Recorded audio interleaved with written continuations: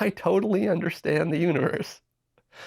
Um, as arrogant as that sounds, that even Zen masters of 40 years of training, I know Zen masters who I've talked to with 40 years of experience who do not understand what I'm going to be telling you right now. I literally became conscious of how I'm creating everything. For the first time, God really looked at its own body and really understood how the entire body was created and why it was created and the infinite beauty and intelligence of this body and how it all works. So after evaluating actualize.org and Leo Gura a few months back, and despite actually placing him at level 2 consciousness, which shouldn't be awake consciousness by the way, it should be wakeful consciousness. A person at this level is not fully awake, but they are attentive and wakeful in regards to understanding and practicing spiritual stuff. But anyway, some people were downvoting the video and pointing out in the comments that I evaluated an older video by Leo after giving him points for a more recent video, and that the discrepancies I bring up are because the previous Leo of 3 years prior was less evolved. However, I made the decision to ignore the age of his videos, since there was no indication on actualize.org, Leo's website, that he had changed much in his outlook. The claim on his website is still that self-mastery is about striving in order to get to a world-class level. He still presents himself and his teaching as reaching for the extraordinary and success, with links to old videos, giving no reason to think anything would become outdated. But still, people thought that I was unfair to Leo, and said that he had changed a lot during the years, urging me to refer to his latest videos instead. The reason why I didn't originally was because his latest videos were rather specialized, and often over 2 hours long. That's why I searched for specific concepts in his YouTube library that would reveal the most about Leo's level of consciousness. But now I watched his very recent video, Becoming God, Insights from 13 Back-to-Back Awakenings, and well, I still pretty much stand by my original assessment. Almost everything I criticized his old 2014 video for shows up here again, only in a slightly different form. He even says that nothing he said before was wrong, only that he has more insights. Some of my teachings will be tweaked, upgraded, really. It's not per se that the things I've told you in the past were false. It's more that my teaching is going to become more direct, more pure, more powerful. He may not be denigrating the ordinary here, but he still thinks that the aim is to break the laws of reality and become a superhuman god who is able to will anything into existence. Infinite intelligence means that you're so intelligent, if you just imagine anything, you can instantly will it into existence. That's what infinite intelligence means. And that's also what infinite power means. All powerful.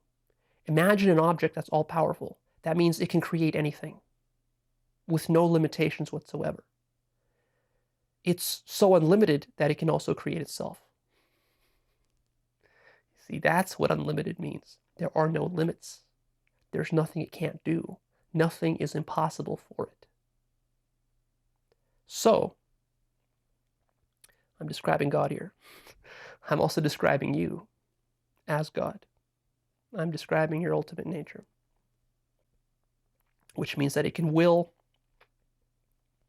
matter into being. Literally, it can materialize a table out of thin air through sheer intellect and willpower. That's what you can do if you understand what unlimited means. If you're truly unlimited, there are no limits. There's no way that you have to be. So think about this. If there's no way that you have to be, you can be any way you want. You'd have to be totally selfless to do it.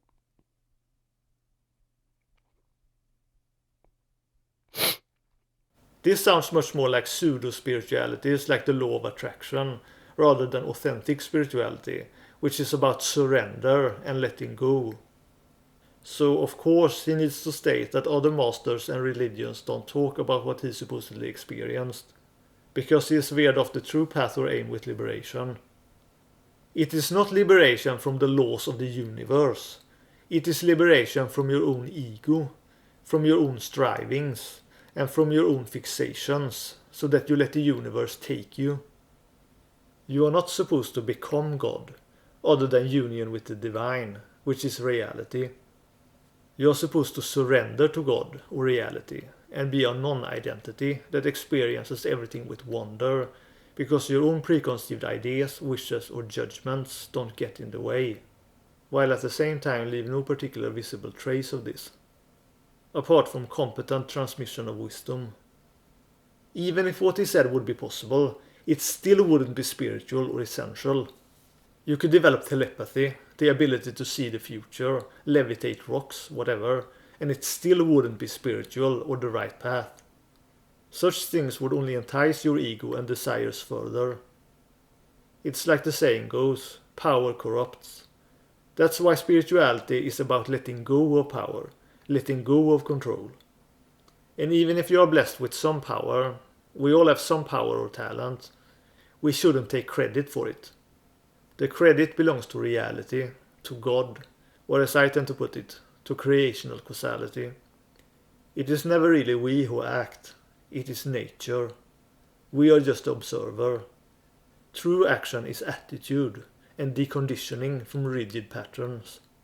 To understand that you are just an inner observer. That's the real aim of all meditation practice. And if you don't know the aim, then meditation is just useless postures and waste of time. I spend about 10, 12 hours a day doing sits, uh, mindfulness with labeling technique, do nothing technique, self inquiry. So, a combination of all those. Struggled a lot, was frustrated a lot, wasn't really getting the results that I wanted. So, another thing that I realized very quickly into this process with 5-MeO is that there's no way I'm ever going to be able to meditate my way into these degrees of consciousness. Not even close. And self-inquiry, just like not even close. There's no way I would have gotten to where I am right now and realized the things that I did through conventional, uh, traditional orthodox spiritual teachings and methods. To me, it's the ultimate tool. To me, 5-MeO DMT is just like there is no other teaching that's higher. You could read hundreds of books. The Buddha or Christ himself could come back to life and personally teach you one-on-one, instruct you for 10 hours a day, be your personal guru, live with you, answer all of your questions for 10 years straight. And it would not be as powerful of a teacher as a few trips of 5-MeO DMT. A common blockage on the spiritual path is teachers or teachings that promise too much, which creates an addiction to a hope or a dream rather than allowing for a realistic assessment of what is being accomplished.